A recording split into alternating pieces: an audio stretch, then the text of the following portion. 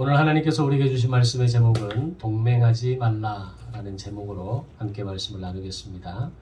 첫 번째 본문 열왕기하 16장 1절에서 9절 말씀 함께 봉독하겠습니다. 시작.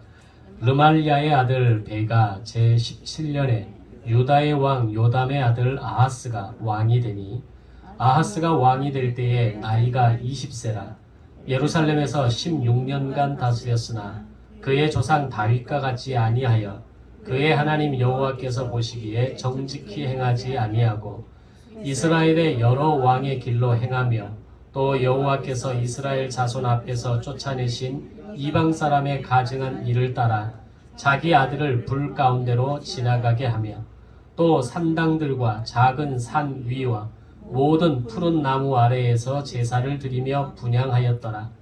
이때에 아람의 왕 르신과 이스라엘 왕 르말야의 아들 베가가 예루살렘에 올라와서 싸우려 하여 아하스를 애워쌌으나 능히 이기지 못하니라.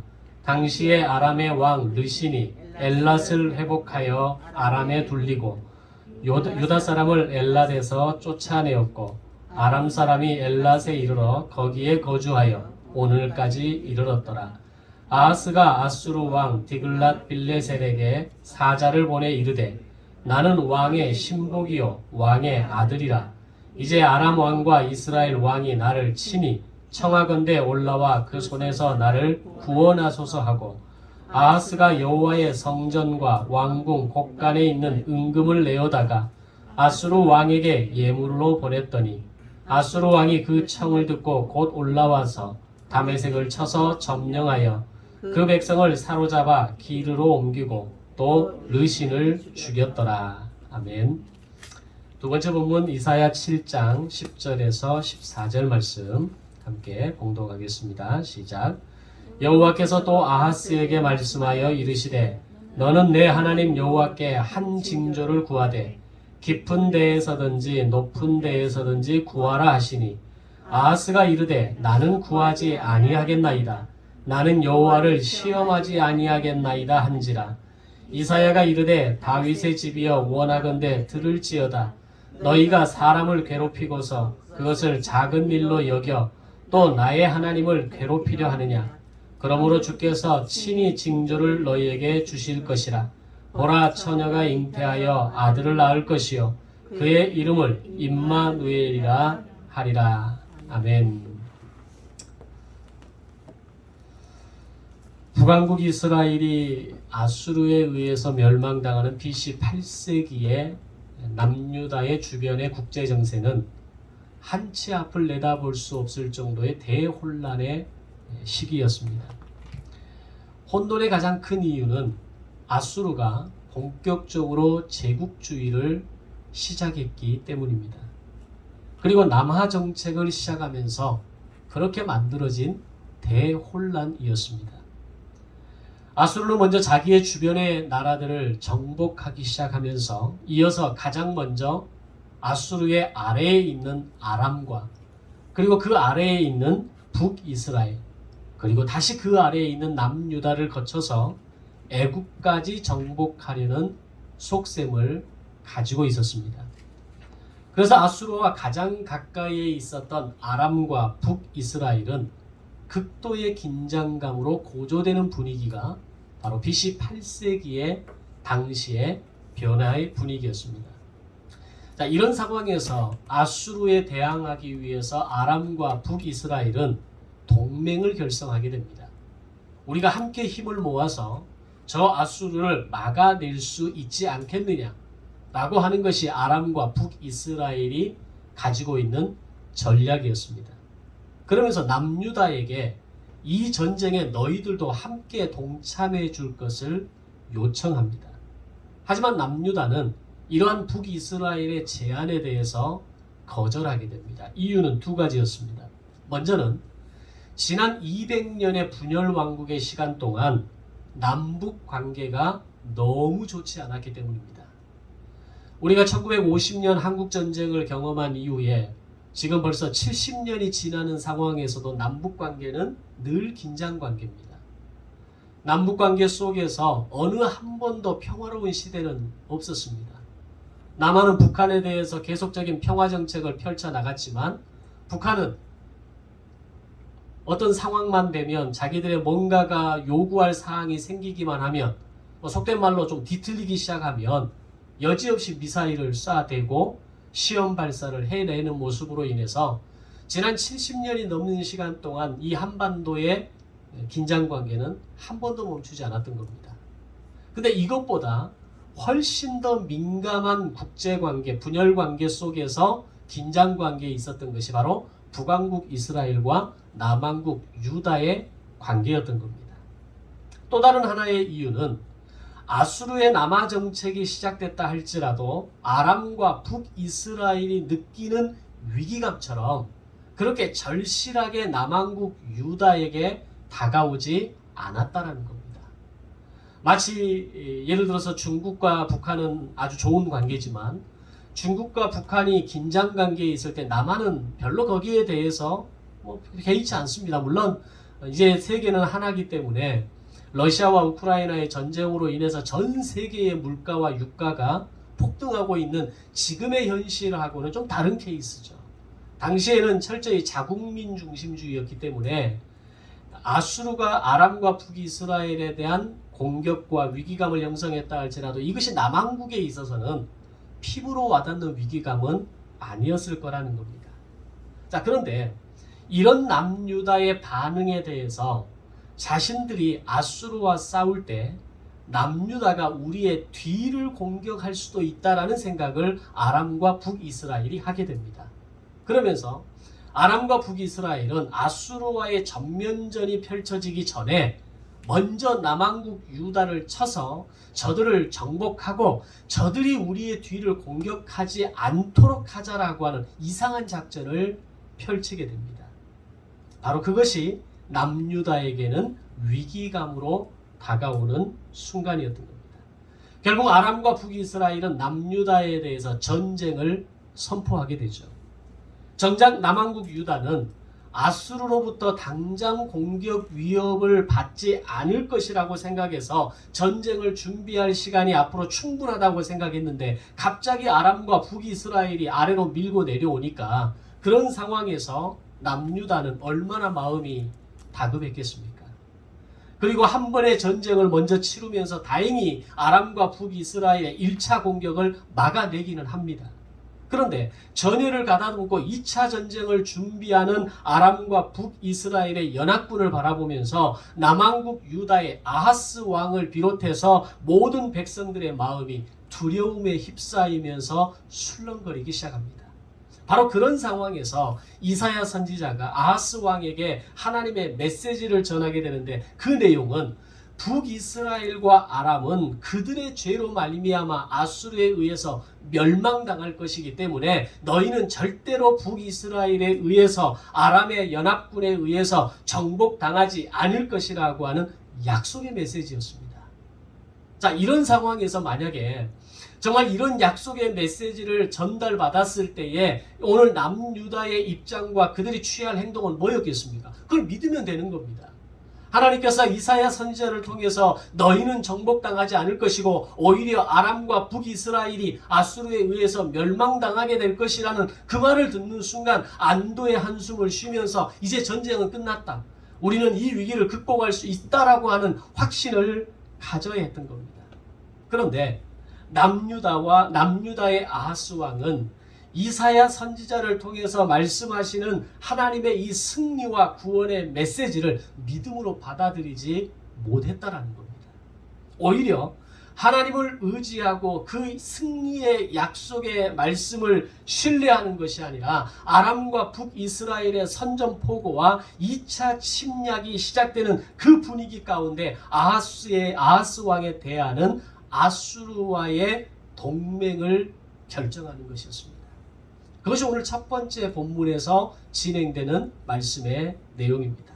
7절 말씀을 보면 아하스가 아수르 왕 디글랏 빌레셀에게 사자를 보내 이르되 나는 왕의 신복이요 왕의 아들이라. 이제 아람 왕과 이스라엘 왕이 나를 친히 청하건대 올라와서 그 손에서 나를 구원하소서.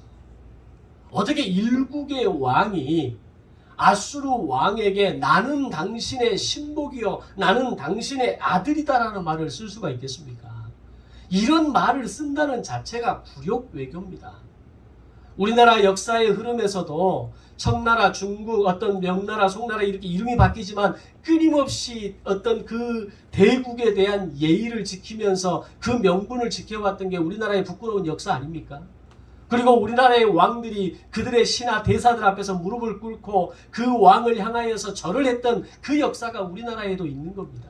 그런데 남유다의 역사 가운데에서도 하나님께서 분명히 너희는 멸망하지 않을 것이고 정복당하지 않을 것이다 라고 하는 확신의 메시지를 분명하게 전달하셨음에도 불구하고 아하스 왕은 오히려 디글랏 빌레셀에게 굴욕 문서, 굴욕 서류, 편지를 보내면서 나는 왕의 신복이요 나는 왕의 아들이라 아람과 북이스라엘이 우리를 치려고 하니까 올라와서 나를 구원해 달라고 하는 이런 편지를 보내게 되었다는 겁니다. 지금 아하스가 이 전쟁의 위기에서 도움을 요청해야 할 대상은 누구겠습니까? 바로 세계 경영의 주인이신 하나님이십니다. 그리고 이미 하나님은 이사야 선지자를 통해서 내가 너희들을 구원하겠다, 내가 너희들을 멸망하지 않도록 도울 것이다 라고 하는 메시지를 이미 분명하게 주셨지 않습니까? 자, 그럼 이런 상황에서 아하스 왕이 취할 행동은 뭐겠습니까? 믿고 의지하면 되는 겁니다. 우리를 절대로 멸망하지 않도록 하게 하실 것이라고 하는 그 하나님의 약속의 메시지를 믿기만 하면 되는 겁니다. 하나님께서 이사야를 통해 주신 말씀을 신뢰하면서 오늘 그 약속의 말씀을 통해서 우리는 다시 일어나자라고 백성들을 독려하면 되는 겁니다. 그런데 아하스 왕은 디글랏 빌레셀에게 도움을 청하면서 그것도 아주 굴욕적인 외교를 통해서 구원의 요청을 하고 있다는 겁니다. 조금 더 내용으로 들어가 보면 이사야 선지자가 하나님께 소명을 받을 무렵에 북이스라엘과 아람 연합군은 1차 예루살렘 침략을 시작하게 됩니다. 예루살렘은 아람과 북이스라엘의 이 연합군으로부터 공격을 받지만 남유다는 이를 막아내게 됩니다.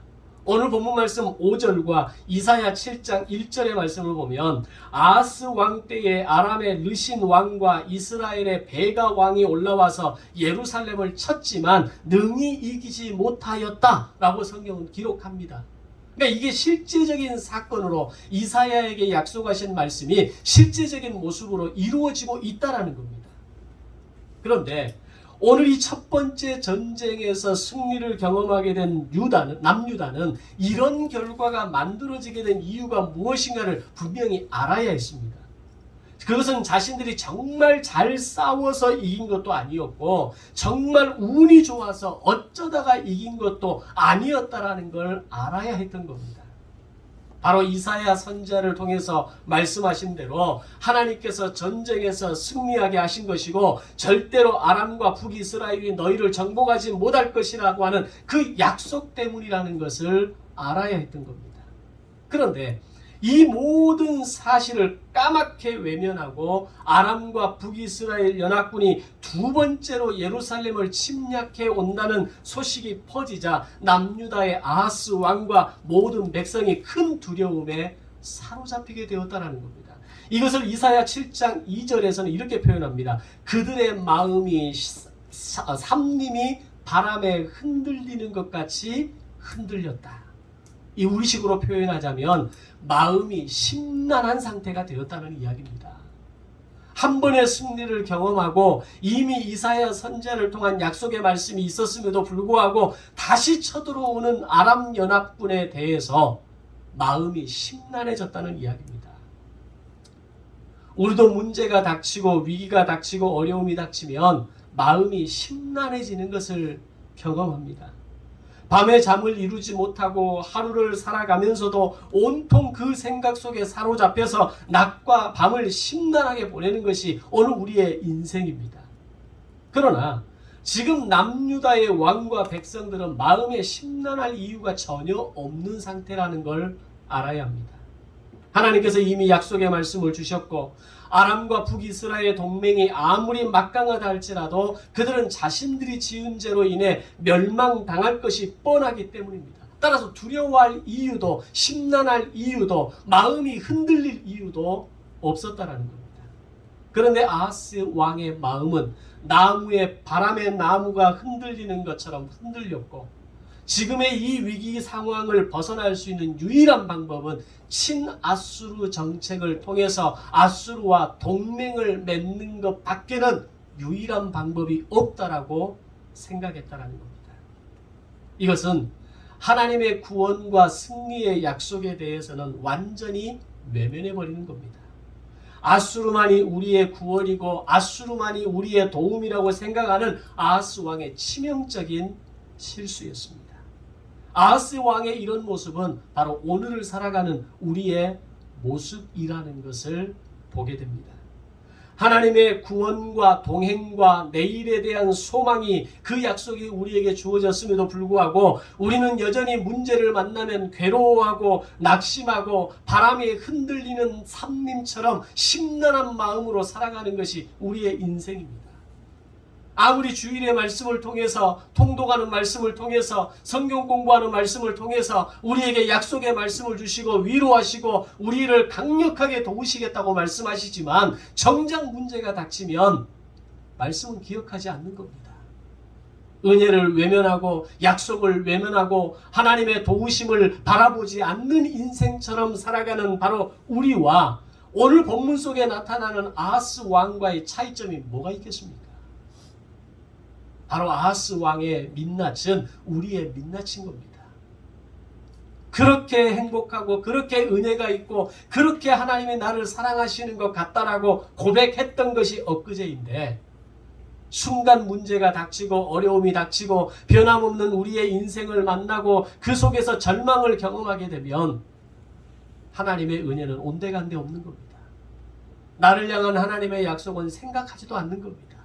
그리고 다시 우리는 침몰하고 그 절망 속으로 잠입에 들어가는 우리 자신을 보게 되는 겁니다. 우리가 그런 시간을 경험할 때 살아계신 하나님께 초점을 맞추고 나를 향한 약속과 은혜에 집중할 수만 있다면 어쩌면 조금 더 빨리 우리의 위기와 어려움을 극복할 수 있는 방법과 힘을 얻을 수 있지 않겠습니까? 그런데 우리는 자꾸 세상의 그 어떤 것으로 나를 위로하고 나를 붙잡으려 하고 다시 뭔가 내가 해볼 것 같은 생각을 하게 되는 겁니다. 그런 아하스 왕에게 이사야 선지자는 친아수르 정책을 내려놓아야만 살 수 있다고 계속해서 경고하게 됩니다. 자, 그럼 왜 그렇게 하나님께서는 이사야를 통해서 친아수르 정책을 내려놓고 아수르와의 동맹을 해서는 안 된다고 말씀하시는 이유가 과연 뭐냐는 겁니다. 사실 국가의 위기 상황에서 서로 동맹을 맺을 수도 있고 서로가 힘을 합해서 위기를 극복하는 것은 가능한 것 아니겠습니까? 그런데 하나님께서는 이사야를 통해서 아수르와의 동맹을 필사적으로 말리시고 절대로 아수르와도 이후에는 애국과도 동맹을 맺어서는 안 된다라고 말씀하고 있다는 겁니다. 그 이유 첫 번째는 남왕국 유다와 아수르와의 동맹은 곧 형제국 북이스라엘이 멸망하는 데에 중요한 빌미를 남유다가 제공할 수 있기 때문이었습니다. 물론 하나님의 계획 속에서는 이미 북이스라엘은 아수르에 의해서 멸망당하는 계획 속에 들어있는 겁니다. 제사장 나라를 실패하고 200년 동안 단 한 명의 선한 왕도 세워지지 않았던 그 북왕국 이스라엘을 바라보면서 하나님은 이미 멸망하기로 결정한 겁니다. 그런데 네가 그 가운데 끼어들어서는 안 된다는 얘기입니다.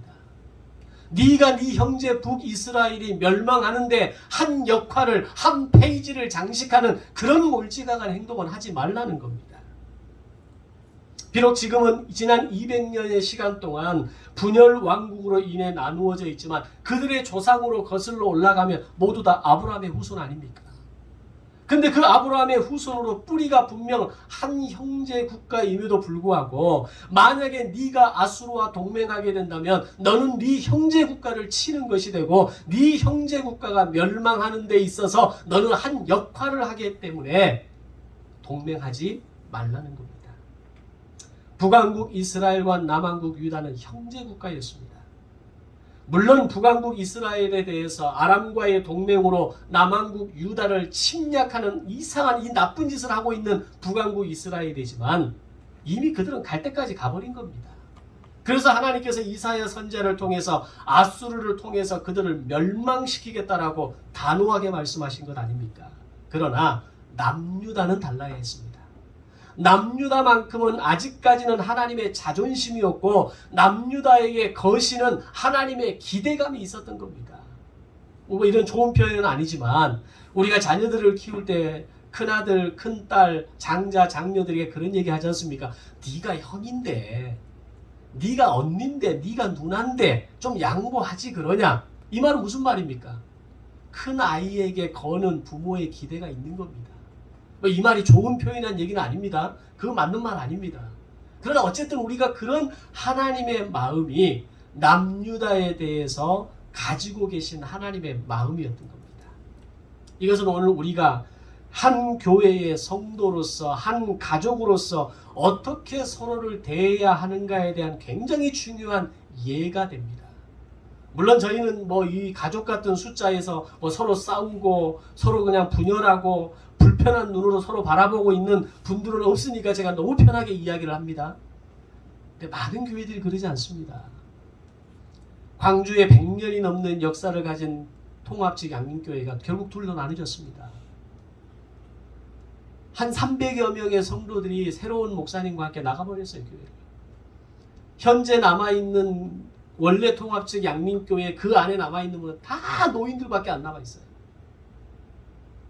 그래서 교인들에게 그렇게 광고를 한답니다. 나이가 드셔도 좋으니까 교회 학교를 하실 수 있는 분은 누구든 좀 나와주시라고. 교회가 재정적으로 힘들고 어려운 가운데 처해졌다는 겁니다. 제가 부목사로 있었던 신앙교회도 100년이 넘는 역사인데 둘로 나눠진 느낌은 아니지만 100여 명 이상의 교회를 나왔습니다. 그리고 또 새로운 교회를 하나 만들어냈습니다. 저희가 잘 아는 홍련영 목사가 섬기는 두원교회도 교회가 세 파로 나눠져 있어요.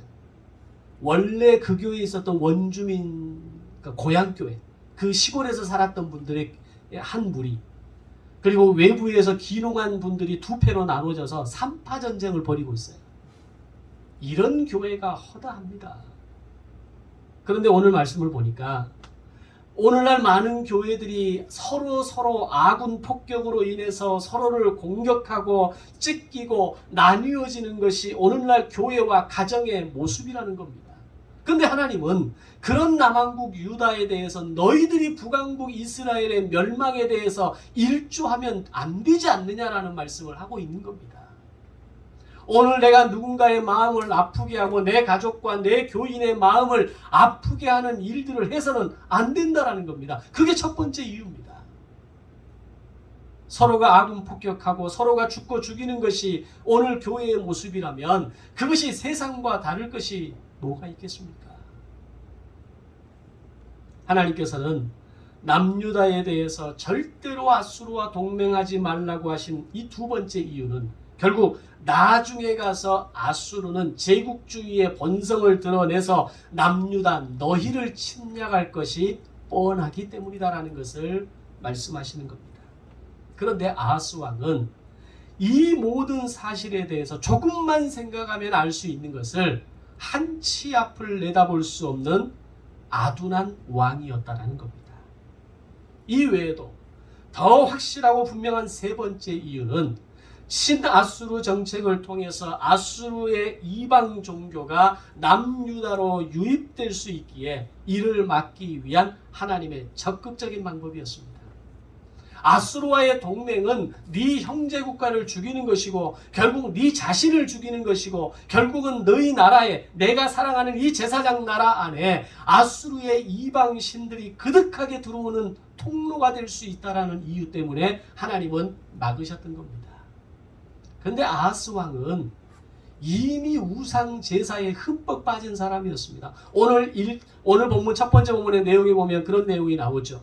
자식을 불 가운데로 지나가게 한다. 인신제사입니다.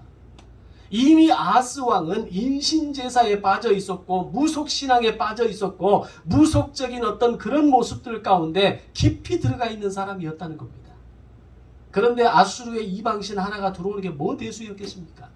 내가 사는 게 중요하고 지금의 이 위기를 극복하는 게 중요하다라는 것이 아하스 왕의 짧은 생각의 전부였던 겁니다.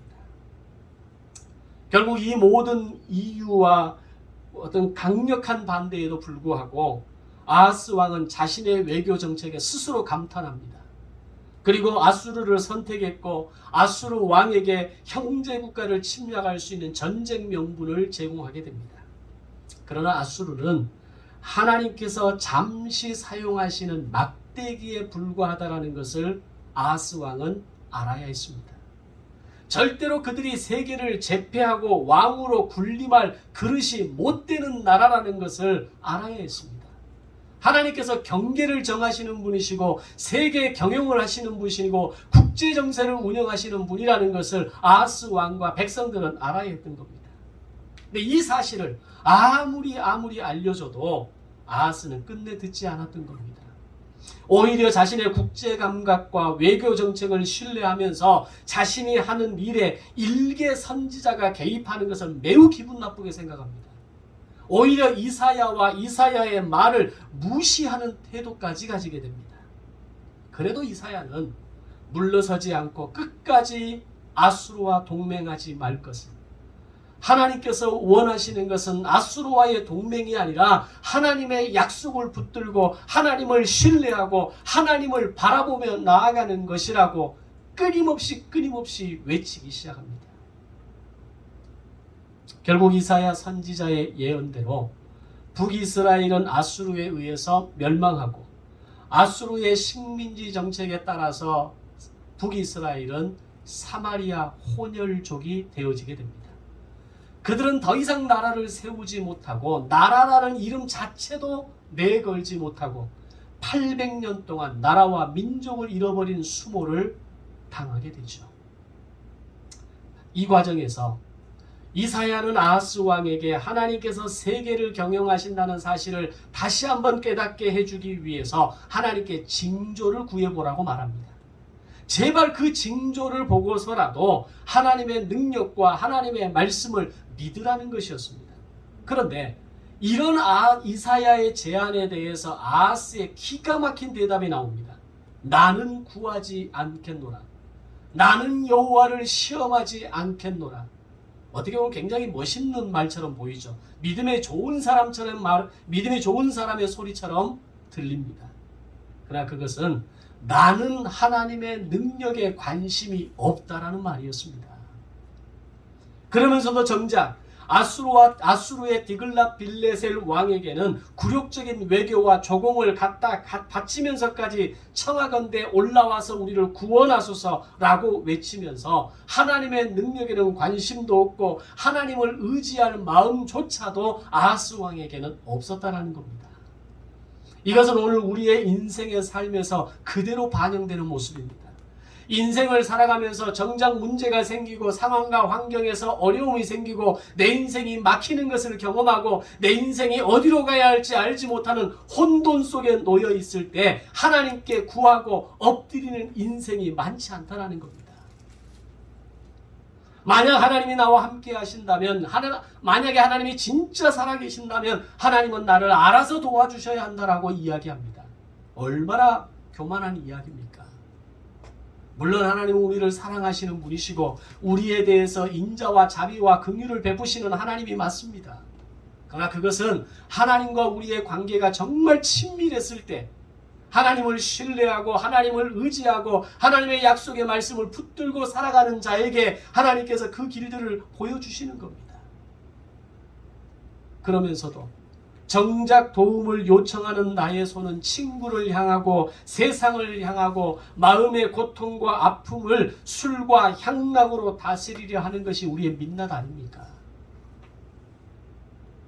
그것은 아하스 왕이 하나님의 능력을 신뢰하지 않고 나는 구하지 않겠노라, 나는 여호와를 시험하지 않겠노라고 말했던 그 아하스 왕의 이야기와 오늘 우리의 삶의 모습은 어쩌면 그렇게 일맥상통합니까? 문제가 있을 때 엎드려야 합니다. 인생이 막히는 것을 경험할 때 하나님께 부르짖어야 합니다. 내 인생이 괴로울 때 그럼에도 불구하고 나에게 약속하신 그 약속의 말씀을 붙들고 버티고 견디고 기다릴 수 있어야 합니다. 그게 결코 쉽지는 않죠. 그 인생의 자리가 너무 외롭고 괴롭고 힘들 때가 분명히 있습니다.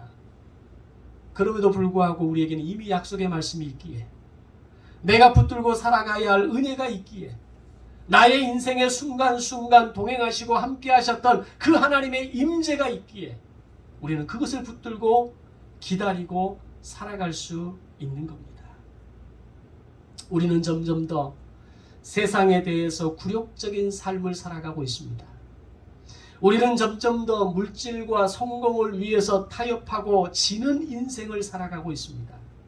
우리는 세상과 문화와 인본주의와 물질과 성공과 동맹을 맺고 그들이 나의 힘이요, 그들이 나의 능력이요, 그들이 나의 인생의 진리라고 말하고 살아가고 있습니다. 그런 말을 내뱉지는 않지만 우리의 삶이 이미 그렇게 살아가고 있는 겁니다. 역대하 28장 1절은 이렇게 기록합니다. 아하스가 여호와의 전과 왕궁과 방백들의 집에서 재물을 가져다가 아수르 왕에게 주었으나 그에게 아무 유익이 없었더라. 살아계신 하나님을 의지하지 않고 그 능력을 붙잡지 않으면 내가 지금 붙잡고 내가 지금 의지하고자 하는 세상의 그 어떤 것도 우리에게 유익이 될 수 없다는 것을 알아야 합니다. 잠시 위로는 될 수 있죠. 잠시 뭔가 좀 어떤 탈출구를 느끼는 그 시원함을 느낄 수는 있겠죠. 그러나 아하스 왕이 그 모든 걸 다 갖다 바쳤지만 아무 유익이 없었던 것처럼 우리가 세상과 동맹을 맺고 물질과 성공과 오늘 우리의 인생의 안락을 위해서 동맹을 맺을 때에 그것이 잠시 나에게 기쁨이 되고 잠시 나에게 시원함을 줄 수 있을지는 모르지만 아무 유익이 없다라는 것을 알아야 하는 겁니다. 오늘 나의 인생의 삶의 유익과 행복과 의미는 하나님으로부터 오는 것임을 믿으시기를 바랍니다. 그분이 나에게 주시는 말씀의 능력과 하늘의 은혜와 나와 동행하시는 하나님의 임재에서 오는 것임을 믿으시기를 바랍니다. 자, 이제 하나님의 말씀을 믿을 수 있도록 징조를 구하라고 하지만 끝내 구하지도 찾지도 않는 아하스에게 이사야 선지자가 친히 그 징조를 구합니다. 그래서 오늘 두 번째 본문 마지막 본문의 말씀처럼 장차 오실 메시아 탄생에 대한 예언이었습니다. 자, 생각해 보세요. 굉장히 문맥이 맞지 않습니다. 나는 구하지 않겠노라, 나는 여호와를 시험하지 않겠노라고 그렇게 이야기하고 있는 아하스 왕에게 이사야 선지자가 친히 징조를 구하면서 보라 처녀가 잉태하여 아들을 낳을 것이라고 하는 메시아 예언을 들려주고 있다는 겁니다. 문맥상 전혀 어울리지 않습니다. 뭘 말하는 걸까요? 하나님의 능력도 도우심도 구원도 필요 없다고 말하는 불신의 아이콘 아하스 왕에게, 그리고 현대의 그리스도인들에게 먼저 예언의 말씀을 주시게 되는데 이게 하나님의 전적인 은혜라는 겁니다. 그리고 이 예언의 말씀은 장차 800년 후 예수님의 탄생을 이루는 중요한 배경이 되어지게 됩니다. 두 번째 본문 14절 말씀에서 주께서 친히 징조를 너희에게 주실 것인데 보라 처녀가 잉태하여 아들을 낳을 것이며 그 이름을 임마누엘이라 하리라 말씀하십니다.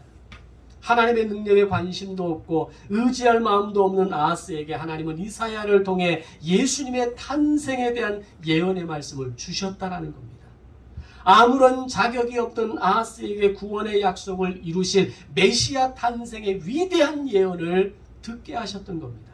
물론 그는 그 예언의 혜택, 그 탄생의 혜택을 누리지 못하는 일인이 되는 거죠. 아하스 왕 같은 우리에게, 구원받을 만한 그 어떤 자격도 없는 우리에게, 여전히 죄인인 우리에게 하나님의 구원이 은혜로 임하는 것입니다. 아멘.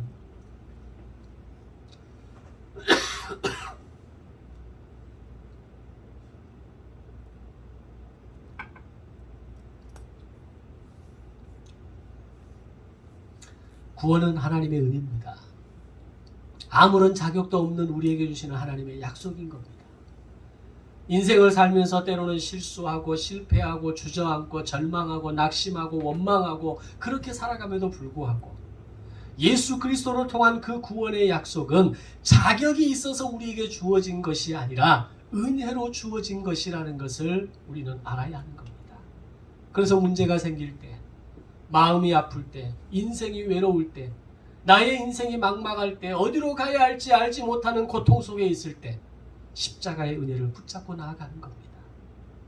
그 십자가의 은혜를 붙잡을 때 우리는 다시 일어날 수 있는 힘을 말씀을 통해, 은혜를 통해, 십자가를 통해 얻게 될 줄로 믿습니다.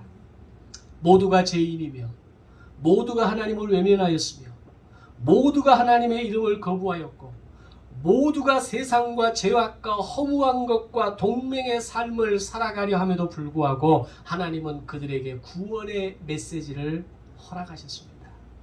바로 우리에게 구원의 약속을 허락하신 것입니다.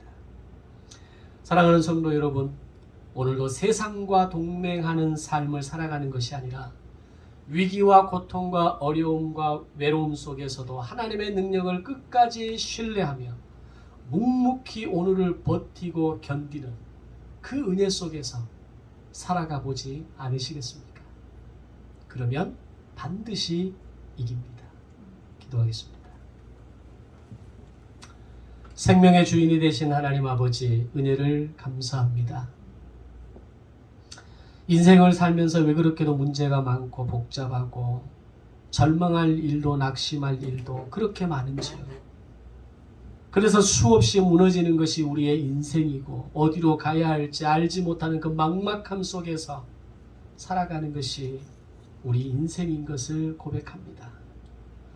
그런 인생을 살아가면서 많은 사람들이 세상과 동맹하고 물질과 성공과 동맹하고 술과 향락과 동맹하며 살아갑니다. 그러나 그것이 나에게 아무 유익을 줄 수 없다는 것을 깨닫게 하여 주옵소서.